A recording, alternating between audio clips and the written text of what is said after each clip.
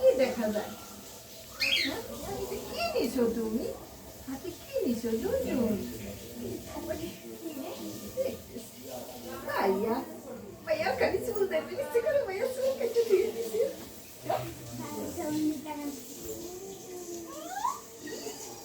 মাথা ধরে এরকম করতে ইচ্ছে করে।